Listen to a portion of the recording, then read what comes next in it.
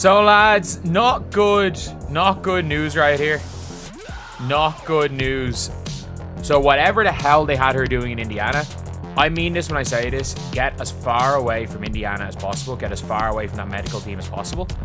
So lads, this is not the kind of news anyone wanted to wake up to, and it's certainly not the news Indiana Fever fans were hoping for. Whatever has been going on with Caitlin Clark's health in Indiana, I mean this with all sincerity, get her as far away from that environment as possible. July 15th injury to her right groin, Indiana Fever guard Caitlin Clark underwent further medical evaluations earlier this week. The team can confirm that no additional injuries or damage were discovered through the evaluations. Clark will continue working with the Get her away from that medical team, because when you're seeing a body break down without a clear contact injury, something is wrong. The Indiana Fever dropped an update on Caitlin's condition, and it is grim. After she injured her right groin on July 15th, a thorough medical evaluation thankfully revealed no further damage to the area. No tears, no structural injuries. But any relief was short-lived. The team flat out stated that there is no timetable for her return. None.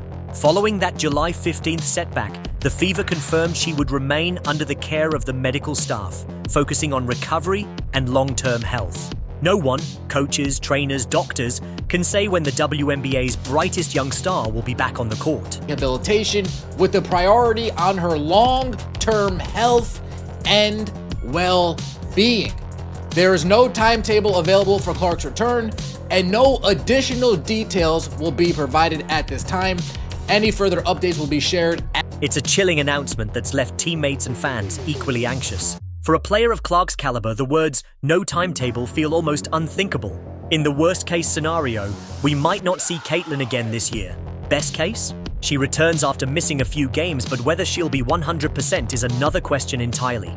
The Fever's schedule doesn't slow down for this uncertainty. They've got the Aces, the Sky, and the Mercury coming up to finish July, then an intense August run looming. Even experts are unsure if her recovery will take mere weeks or drag into months. The Fever's official statement offered no additional details, leaving everyone in the dark. How could this be happening to Caitlin Clark, the tough, driven guard who seemed destined to take the league by storm, now stuck with an injury that has no set recovery window? After being evaluated this week, which means worst case scenario, the Indiana Fever can be without Caitlin for the rest of the year. But best case scenario, she comes back after missing a few games. But does that mean she'll be healthy? 100% fully healthy at least. Their next 3 games, which are the final games of July, is against the Aces tonight at home, then Chicago Sky on the... Just a week ago, she was listed as questionable against the Liberty in New York, only for her status to shift to out hours before tip-off.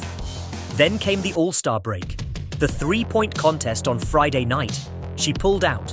The All-Star game itself? She was voted as a starter and captain, yet had to withdraw. Her team insists they will not rush her back. They want her fully recovered before she plays again. This is now the theme of her season, an unending cycle of hope, brief appearances, and heartbreaking setbacks. This groin injury is the 3rd soft tissue problem since the start of the regular season, and the 4th in the calendar year. For a player who had never missed a game due to injury before 2025, it's an almost surreal twist. Each time she returns, she dazzles for a moment, only to be sidelined again. The first blow came in late May, a left quadriceps strain that benched her for 5 games. She returned in June determined to push forward, only to be hit with a left groin injury within 5 games. Was listed as questionable for a Wednesday night game against the New York Liberty in New York about 5 hours prior to game time. It goes from questionable to out. Thursday, heading into the All-Star break, the 3-point contest is Friday, costing her another 4 matches and the Commissioner's Cup championship. She rehabbed hard, came back again, and then on July 15th, disaster struck. Right groin injury against Connecticut. The deja vu was cruel.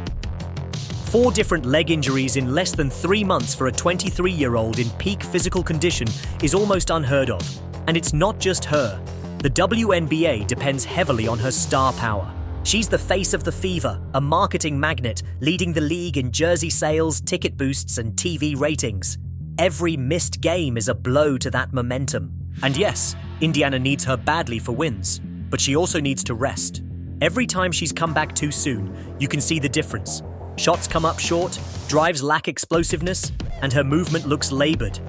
Her season, once expected to be a relentless highlight reel, has become a series of what-ifs. The All-Star festivities in Indianapolis were supposed to be her homecoming coronation.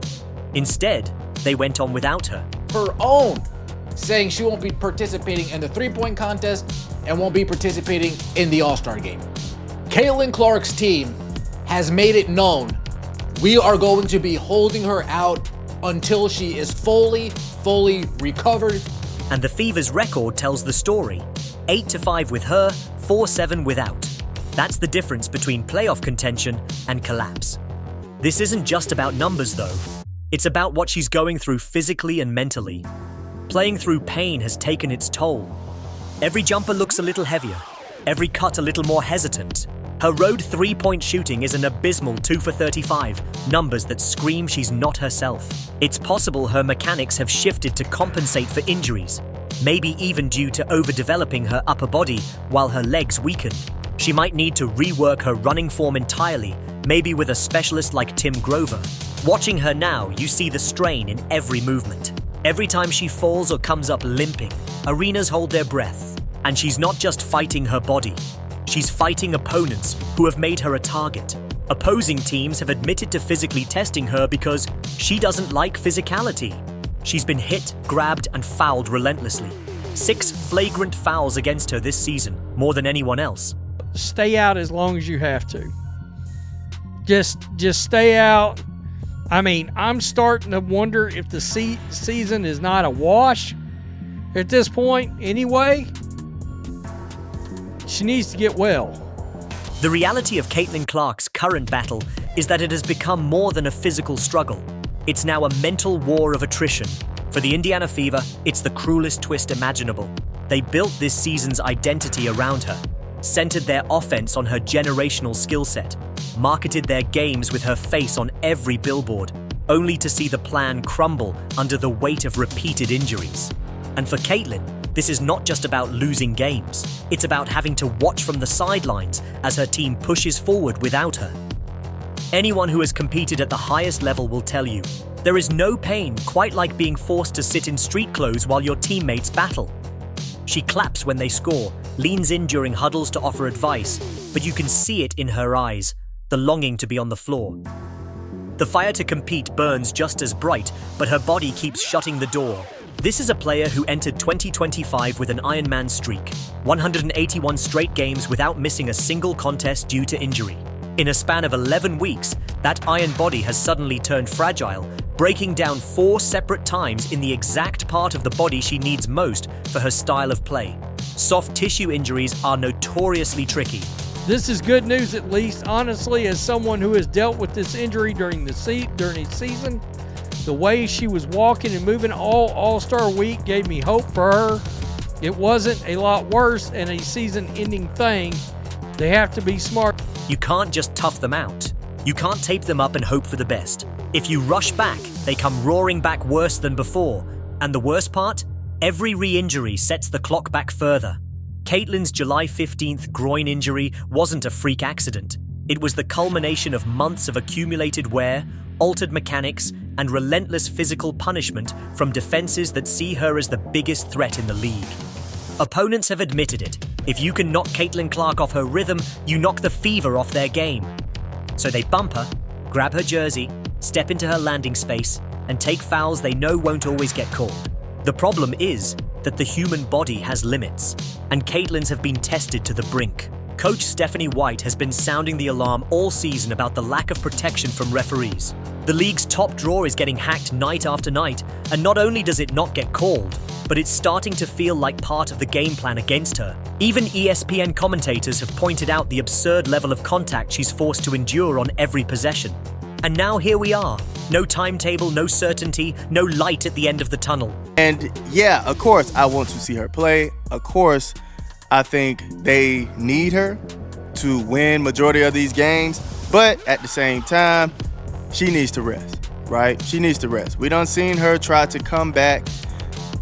The official team statement says they are prioritizing her long-term health and will provide updates when available. Translation, don't expect to see her anytime soon. Inside Fever circles, there's quiet talk of shutting her down for the remainder of the season. Why? Because one more injury of this type could not only end her year, but alter the course of her career. This is a 23-year-old phenom whose game depends on quick first steps, explosive changes of direction, and deep shooting range. Take away the legs, and you take away the foundation. Fans understand this. They've flooded social media with messages urging her to heal fully before coming back, even if it means sacrificing the Fever's playoff push. "We'd rather wait for a healthy CC than watch her limp through games," one fan wrote. That sentiment is echoed across the WNBA landscape, because Caitlin isn't just a Fever star, she's a league star. Every time she steps on the floor, attendance spikes, viewership rises, and the energy in the building changes. And those next following games, it just looked like she's just not there. She doesn't look the same, can barely get those shots off. So, yeah, I think it's best for everybody for her to rest. And when she's out, something is missing. In fact, the league's own numbers show a drop in ratings during her previous absences. And the cruel irony? The All-Star Game, hosted in her own city of Indianapolis, went on without her. She should have been the centerpiece, the homegrown hero electrifying the crowd. Yet instead, she was on the bench in street clothes, watching the festivities unfold without her. Even in practice, her absence is felt. The Fever's offensive sets look different without her spacing the floor and creating open looks for teammates. Aaliyah Boston has spoken openly about how much easier the game feels when Caitlin is orchestrating the offense. Kelsey Mitchell noted that defenses collapse less when Clark isn't out there, giving opponents the freedom to pressure Indiana's secondary scorers. And for Caitlin, sitting through that knowledge is torture. It's 5 games on 2 separate occasions, first due to a left quad strain and then because of a left groin injury. However, the Fever announced no timetable for her return. She's missed 11 of 24 games. Reports have surfaced that she's taken control of her own rehab in ways most players never do. Sources claim she's undergoing dry needling, possibly even stem cell treatments, completely separate from the Fever's medical staff. Whether it's a lack of trust in the team's approach or just a desire for second opinions, it says a lot about how determined she is to fix this problem permanently. She's not content to just rest and hope. She's actively searching for solutions, even if it means writing checks out of her own pocket for the best specialists available. That kind of drive is why she became a star in the first place. Clark's absence is a blow to the Fever's playoff hopes. At 12-12, Indiana holds a 1-game lead over the 9th seed Golden State Valkyries. However, the Fever are 4-7 without Caitlin Clark in the